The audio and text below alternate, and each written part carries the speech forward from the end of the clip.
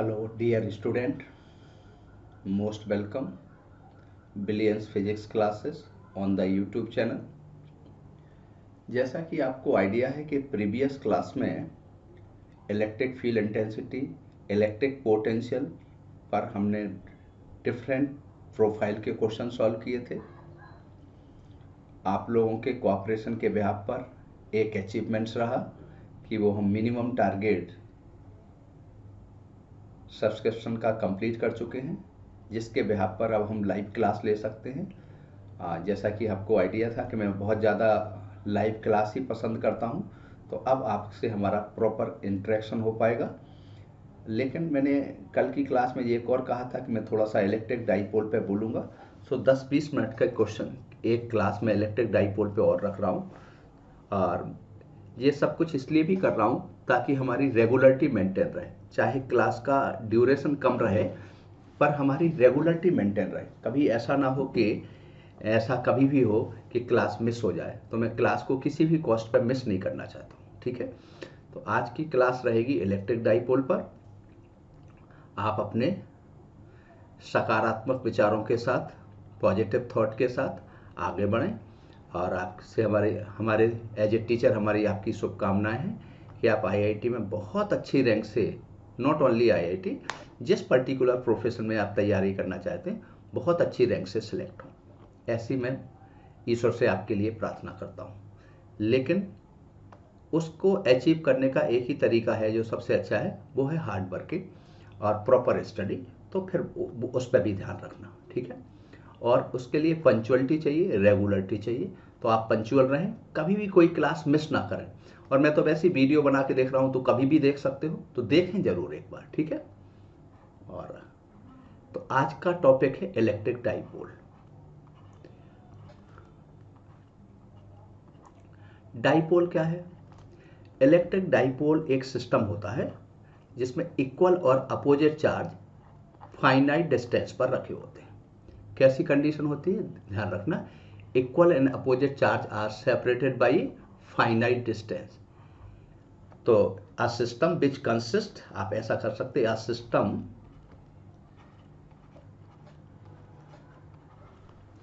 Which consist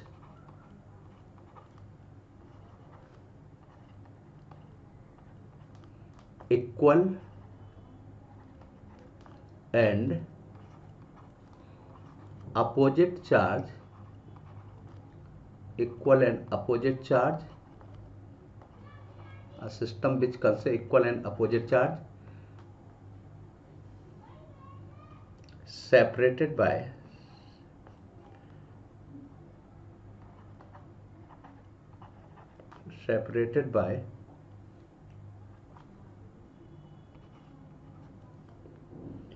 small distance और finite distance. मेरा तो फाइनाइट डिस्टेंस लिखने का आइडिया है ना। A system consist equal and opposite charge separated by a finite distance. Every dipole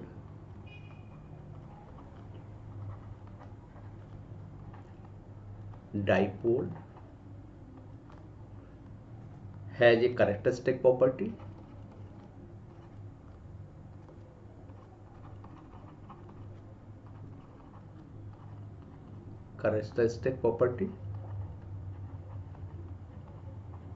called dipole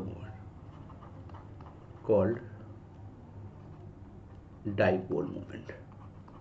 every dipole की एक कैरेक्टरिस्टिक प्रॉपर्टी होती है, और इस कैरेक्टरिस्टिक प्रॉपर्टी को कहते हैं डाइपोल मोमेंट। ठीक है, ध्यान रखना। डाइपोल की एक कंडीशन है, डाइपोल में अगर चार्जेस का एल्जेब्रिक सम देखोगे तो जीरो आएगा। क्या कंडीशन है?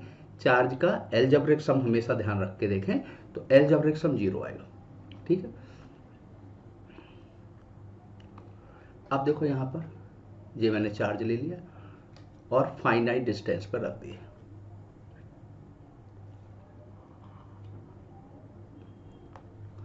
ये आपका चार्ज, ठीक है। कितने डिस्टेंस पर रखे बेटा? इस पे चार्ज अगर माइनस क्यू है तो इस पे प्लस क्यू है। इनके बीच का सेपरेशन आपने अगर कह दिया डी या एल, जनरली हम 2L लिखते हैं, पर ध्यान रखना 2L सिंप्लिसिटी के लिए लिखते हैं। हम डी लिखे दे रहे हैं, ठीक है, इनके बीच का सेपरेशन। तो डाइपोल मोमेंट की डायरेक्शन नेगेटिव टू पॉजिटिव होगा। सो इस डाइपोल मोमेंट को हम पी से रिप्रेजेंट करेंगे और पी इक्वल टू होगा charge multiplied by there separation, Q into D.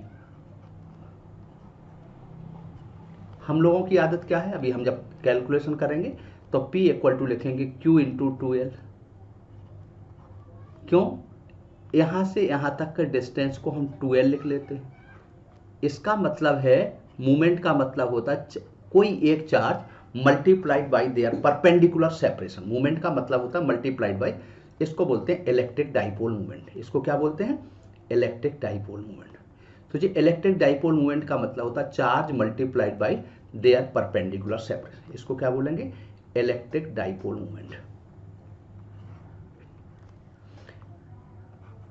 Electric dipole movement. और इसकी डायरेक्शन कहां से कहां की ओर होती है? डायरेक्शन की बात करें तो डायरेक्शन इसकी जो होगी वो हमेशा फ्रॉम नेगेटिव टू पॉजिटिव होगा, from negative to positive. Chemistry वाले पॉजिटिव टू नेगेटिव लेते हैं, लेकिन मैं उस पर नहीं जाना चाहूंगा कि वो क्यों लेते और हम क्या करते, वो अब नहीं बताना चाहूंगा। तो डाइपोल मूवमेंट क्या होता है? Charge multiplied by there perpendicular separation. कोई दिक्कत नहीं। अब किसी सिस्टम का डाइपोल मूवमेंट कैसे निकालना, तो सपोज बस एक कंडीशन ध्यान रखना कि डाइपोल मूवमेंट का मतलब होता है चार्ज का अलजेब्रिक सम 0 है। मैं एक न्यूमेरिकल के द्वारा बात कर रहा हूँ, मेरी बात आपको बहुत अच्छे से समझ में आ जाएगी। चलो एक एग्जाम्पल ले लेता हूँ। एग्जाम्पल की तो कभी हमारे पास कोई कमी होती नहीं, चाहे कोई सा भी क्वेश्चन बना लो, बस हमें देखना है कि चार्ज का अलजेब्रिक सम 0 करना है। तो कई बार स्टूडेंट ऐसा भी कहते हैं कि वो एग्जाम्पल जो आप देते वो किताबों में नहीं मैच करते या ऐसा, तो वो हमारा मैच कराना पर्पज नहीं, हमें फिजिक्स समझाना है, ठीक है ना। आप देखो यहाँ पे, मान लो हमने यहाँ पे 3 चार्जेज ले लिए, एक चार्ज यहाँ ले लिया, एक चार्ज यहाँ ले लिया, एक चार्ज यहाँ ले लिया। इस चार्ज का लिख दिया, इस चार्ज को लिख दिया माइनस के 2Q। क्या लिख दिया यहाँ पे? माइनस के 2Q। यहाँ लिख दिया Q, यहाँ भी Q लिख दिया। और ये इक्विलैटरल ट्राइंगल है, इसकी साइड लेंथ L है। और पूछा सिस्टम का डाइपोल मोमेंट बताना है। What is the dipole moment of the system? Dipole moment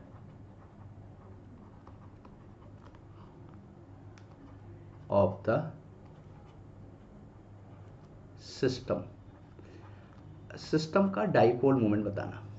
अब कई बच्चे ऐसा मान के चल रहे, कह रहे ये तो डाइपोल है ही नहीं, क्योंकि यहाँ प्लस क्यू है, यहाँ प्लस क्यू है, तो डाइपोल बनेगा नहीं। यहाँ माइनस 2Q। तो ऐसी कंडीशन में हमें, आपने देखा चार्ज का अलजेब्रिक सम 0 है, इसका मतलब डाइपोल तो 100% है। तो इसे डाइपोल बनाना पड़ेगा, हमें क्या करना पड़ेगा? डाइपोल बनाएंगे। तो डाइपोल बनाने के लिए क्या करेंगे? फिर से इसके चार्ज का डिस्ट्रीब्यूशन कर देंगे। आप देखो जी, ये आपको दिख रहा होगा, डाइपोल बन जाएगा यहाँ पर। ये इक्विलैटरल ट्राइंगल है, ध्यान से देखना। इस माइनस 2Q चार्ज को मैंने लिखा है माइनस Q और माइनस Q। देखो इसको क्या लिख दिया? माइनस Q और माइनस Q। इसका सम करोगे तो माइनस 2Q हो गया, ये Q हो गया और ये Q हो गया। तो एक डाइपोल मूवमेंट ये बन गया आपका, माइनस Q और प्लस Q मिलके। इस माइनस Q और प्लस Q मिलके एक डाइपोल मूवमेंट ये बन गया। इनके बीच का एंगल है 60 डिग्री। वेक्टर क्वांटिटी है, तो बताओ कितना आएगा dipole movement? Resultant dipole movement. और रिजल्टेंट डाइपोल मूवमेंट की डायरेक्शन क्या आएगी? इन दोनों के ठीक मिडिल में आएगी। क्यों आएगी? क्योंकि दोनों का मैग्नीट्यूड बराबर है। अभी वेक्टर पढ़ा रहा था ना मैं, तो थोड़ा सा हमारा 11th वाला पोर्शन भी ध्यान से देखना, अगर किसी को वेक्टर समझने में दिक्कत आ रही। रिजल्टेंट डाइपोल मूवमेंट की डायरेक्शन ये आ जाएगी। तो रिजल्टेंट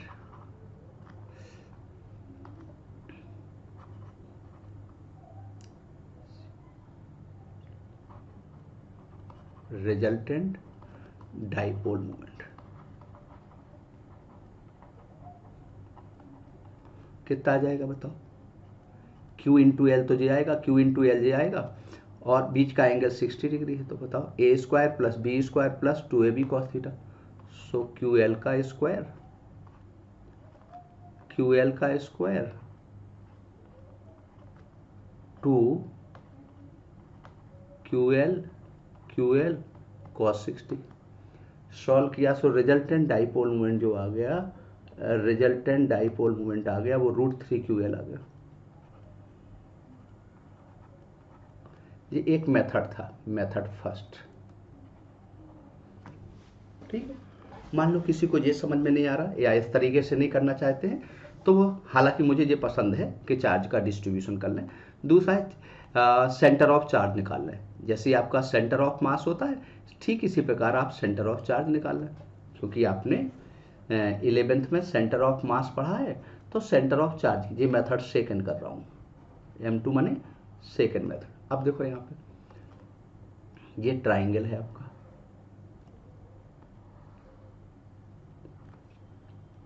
यहाँ चार्ज था 2Q, इन दोनों चार्ज का सेंटर निकालोगे तो इसके ठीक मिडिल में आ जाएगा। इन दोनों चार्ज का सेंटर निकालोगे तो यहाँ आ जाएगा। अब देखो यहाँ पे -2Q,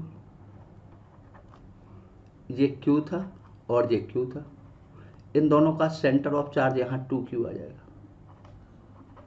ठीक है, ये हट जाएंगे आपके। अब क्या होता है, डाइपोल मूवमेंट क्या कहलाता है, charge multiplied by there perpendicular separation. इसका परपेंडिकुलर सेपरेशन से D मान लें, इसका परपेंडिकुलर सेपरेशन क्या मान लिया, D। आपको ये समझ में आ रहा है कि मैंने इसको क्या कर दिया है, यहाँ पे इस Q को और इस Q को हटा दिया है, यहाँ पे इस Q को और इस Q को हटा दिया और इसका सेंटर ऑफ चार्ज निकाल दिया। ठीक है, अब हमने ये सेंटर ऑफ चार्ज निकाला, ये सेंटर ऑफ चार्ज निकाला, इनके बीच का सेपरेशन से D कह दिया। ये तो लेंथ L है, तो ये परपेंडिकुलर डाला तो ये एंगल बाइसेक्ट किया था, तो ये 30 डिग्री था। तो अब D की वैल्यू निकाला तो डाइपोल मोमेंट क्या होगा, चार्ज मल्टीप्लाइड बाई किसी एक का मैग्नीट्यूड। देखो दोनों का मैग्नीट्यूड इक्वल है 2Q, charge multiplied by there perpendicular separation 2QD आ जाएगा। अब जहां तक D का सवाल है, D की वैल्यू आप मैथमेटिक्स की हेल्प से कैलकुलेट करें तो D की वैल्यू होगी L√3/2। इतनी मैथमेटिक्स आपको आती है, और नहीं आती तो इतनी मैथमेटिक्स आपको सीखना पड़ेगा, जो कोई टीचर नहीं सिखाएगा अभी। हालांकि मैं तो अभी बता दे रहा हूँ, पर कोई सिखाएगा नहीं। क्यों, ये क्योंकि 9th 10th के लेवल की मैथमेटिक्स है, बल्कि उससे भी छोटी क्लास की है। तो बताओ P इक्वल टू कितना आ गया, √3QL आ गया। ये सारे क्वेश्चन तब किए जब चार्ज का डिस्ट्रीब्यूशन यहाँ पर डिस्क्रीट है। ठीक है, ये आ गया। कैसे, देखो या तो हम, ये एंगल 90 डिग्री है, ये एंगल कितना है 90 डिग्री, परपेंडिकुलर डाला था। तो या तो ट्रिग्नोमेट्री की हेल्प से कैलकुलेट करें, तो ट्रिग्नोमेट्री की हेल्प से कैलकुलेट करें तो cos 30 इक्वल टू कितना आ जाएगा, बताओ। cos 30 equal to D divided by L आ जाएगा। सो D इक्वल टू कितना आएगा, L cos 30 L√3/2। या तो ये तरीका हो जाएगा, या फिर पाइथागोरस थ्योरम लगा दो, D का स्क्वायर और ये L/2 का स्क्वायर इक्वल टू, तो पाइथागोरस थ्योरम से कर लें। तो पाइथागोरस थ्योरम से करोगे तो D² plus L²/4 equal to L²। Solve किया तो D इक्वल टू L√3/2। कुछ भी आप तरीका अप्लाई कर लो, वो उस पर मैं नहीं जाना चाहूँगा। ठीक है, चलिए इस तरीके से हम अपने क्वेश्चन को सॉल्व कर सकते हैं। अब एक आध एग्जाम्पल मैं आपको दे देता हूँ, खुद सॉल्व नहीं कर रहा हूँ। ठीक है, और इसका डाइपोल मोमेंट आप लोग बताना, मैं बिल्कुल सॉल्व नहीं करूँगा और नेक्स्ट क्लास में करूँगा।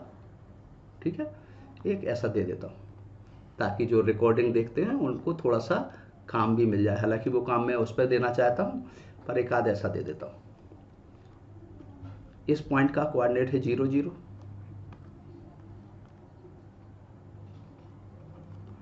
इस पॉइंट का कोऑर्डिनेट है L0, इस पॉइंट का कोऑर्डिनेट है -L0, इसका है 0L, इसका है 0 -L। अब तो कन्फर्म पता चल गया कि ये सब LL डिस्टेंस पे। यहाँ चार्ज रखा है -4Q, यहाँ रखा है 2Q, यहाँ रखा है +5Q और यहाँ रखा -3Q। आप ये सिस्टम, ये dipole moment of the system निकालना। डाइपोल कैसे है, चार्ज का एल्जेब्रिक सम देखो तो बताओ, प्लस के 7q है और माइनस के भी 7q है। सो फाइंड आउट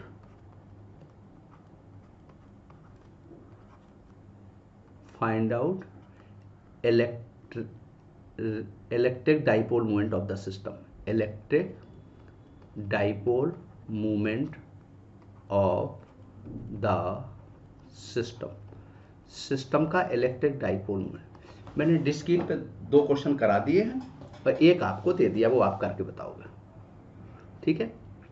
नेक्स्ट, अब आ रही है बात यहाँ पर,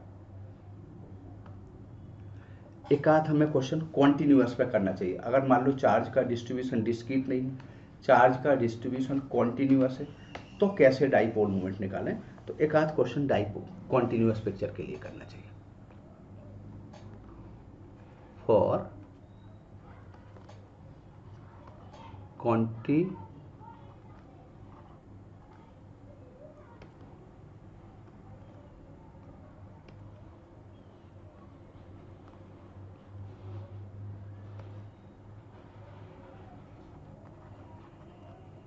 कॉन्टिन्यूअस सिस्टम की बात करें, तो कॉन्टिन्यूअस सिस्टम के लिए अगर बात करें तो देखो एक सिंपल सा कर रहे हैं, एक कंप्लीट रिंग या सेमी सर्कुलर रिंग ले लेते। लो जी, आपका एक रिंग बना दी।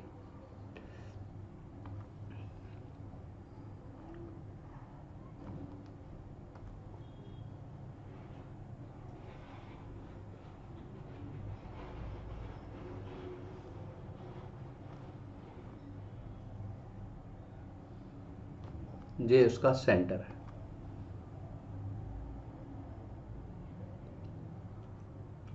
सेमी सर्कल बना लें, कंप्लीट रिंग नहीं कर रहा है, ठीक है। सेमी सर्कल कर लेते, थोड़ा सा क्वेश्चन और अच्छा हो जाएगा। तो ये सेमी सर्कुलर रिंग कर ली,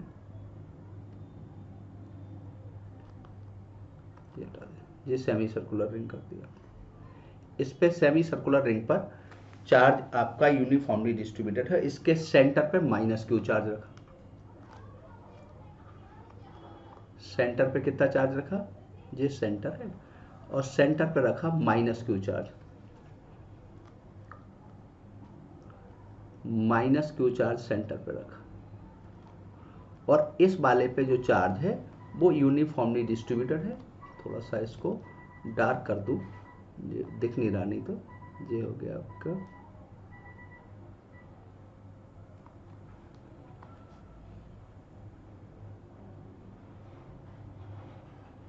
इस पे ये चार्ज यूनिफॉर्मली डिस्ट्रीब्यूटेड है,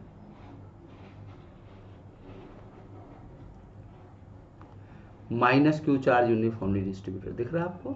इस पे कितना चार्ज डिस्ट्रीब्यूटेड है, -q चार्ज यूनिफॉर्मली डिस्ट्रीब्यूटेड, और इसके सेंटर पे रखा है +q चार्ज।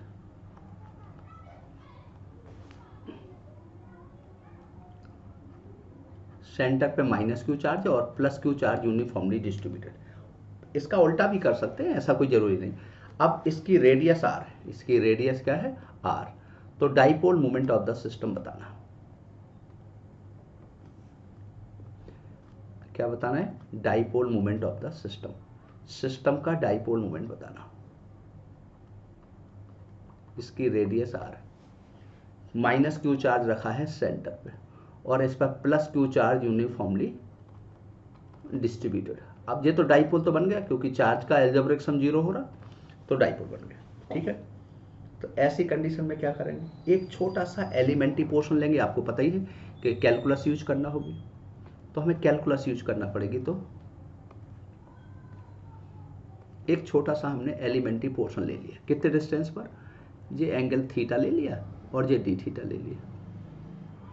थीटा एंगल पे डी थीटा का एक एलिमेंट्री पोर्शन ले लिया। देखो ये एलिमेंट्री पोर्शन आपको दिख रहा होगा, इतना एंगल मैंने ले लिया, थीटा है, ये एंगल थीटा है और ये डी थीटा है। तो एलिमेंट्री पोर्शन की लेंथ कितनी आ जाएगी बताओ, एलिमेंट्री पोर्शन पे चार्ज आ गया D Q. D Q equal to कितना होगा, charge per unit length q/πr, और इस एलिमेंट्री पोर्शन की लेंथ dl कहते हैं, तो dl इक्वल टू कितना होगा, r d theta, r D theta. तो एलिमेंट्री पोर्शन पे चार्ज आ गया D Q equal to R से आर कट गया तो Q by pi D theta आ गया। मुझे नहीं लगता कि यहाँ तक किसी को कोई दिक्कत होगा। क्या कर दिया हमने, चूंकि रिंग है, पिक्चर 1D है, तो लेंथ बाई चार्ज का डिस्ट्रीब्यूशन किया। अगर 2D पिक्चर होती तो क्या करते थे, एरिया बाई। ये तो आपको बताया था, ये लीनियर चार्ज डेंसिटी हो गया। ये कितना हो गया, लीनियर चार्ज डेंसिटी। अब dp इक्वल टू निकालोगे इस छोटे से पोर्शन की वजह से dp, तो dp इक्वल टू क्या होगा बताओ, dq into perpendicular distance r है। ये डाइपोल मोमेंट की डायरेक्शन हो जाएगी। इसके दो कंपोनेंट होंगे, एक इस तरफ होगा, x डायरेक्शन में net dipole moment, net electric dipole moment in x direction, क्योंकि कंपोनेंट दो डायरेक्शन में डिवाइड हो गए, इसको x कह दोगे तो इसको y कह दोगे। तो बताओ px इक्वल टू कितना आ गया बताओ, इसका dp cos थीटा आएगा, तो q बाय, यहाँ पे देखें, q by pi D theta into R तो था, इसका x डायरेक्शन में कंपोनेंट हो गया cos थीटा। लिमिट कहाँ से कहाँ तक आ गई, यहाँ 0 से लेके यहाँ तक आएगी तो पाई तक, 0 से पाई आ जाएगा। cos थीटा का इंटीग्रेशन करोगे तो sin थीटा, sin 0 की वैल्यू 0, sin इसकी वैल्यू 0, तो x डायरेक्शन में डाइपोल मोमेंट 0 आ जाएगा। कैसे, देखो cos थीटा का इंटीग्रेशन sin थीटा आएगा तो ये 0 आ जाएगा। सॉल्व करके दिखाऊं क्या, sin पाई की वैल्यू 0, sin 0 की वैल्यू होल द टर्म 0 हो जाएगा। सिमिलरली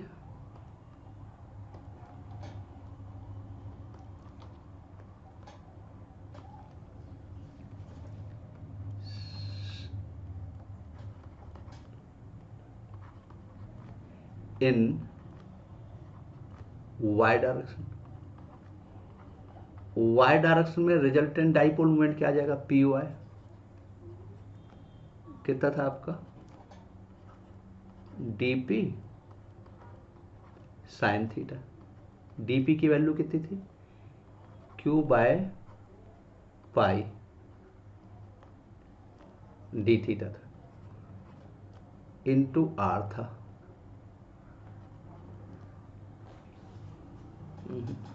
फिर से पीछे देखना पड़ेगा, 1 मिनट रुक जाए। नहीं, q बाई पाई, हाँ q by pi D theta r बिल्कुल सही लिखा था हमने।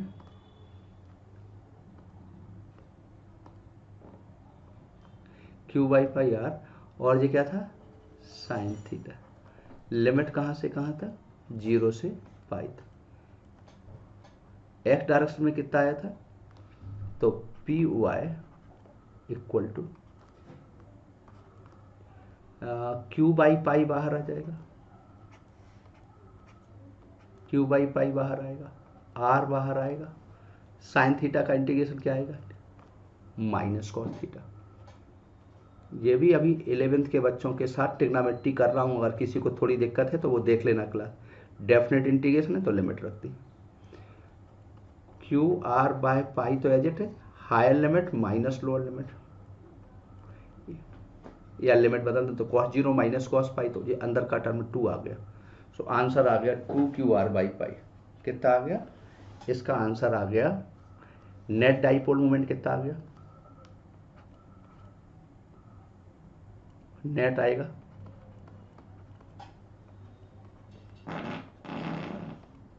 px का स्क्वायर, और मैग्नीट्यूड की बात कर रहे हैं तो इतना ही आ जाएगा। px तो 0 था तो 2QR बाई पाई आ गया, ये आ गया।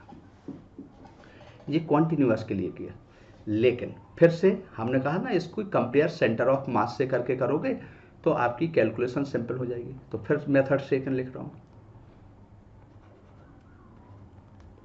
M2 माने सेकंड मेथड। फिर से मैं एक रिंग बना लूँ और आपको दिखा रहा हूँ।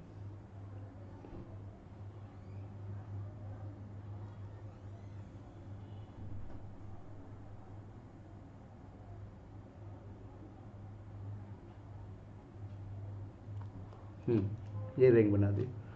और ये रिंग का सेंटर है, और ये पार्ट मिटा दूं थोड़ा सा, तो ये सेमी सर्कुलर रिंग हो गया। अब ध्यान से देखना, 10 सेकंड में आंसर आपको आ जाएगा। यहाँ पे माइनस क्यू चार्ज है।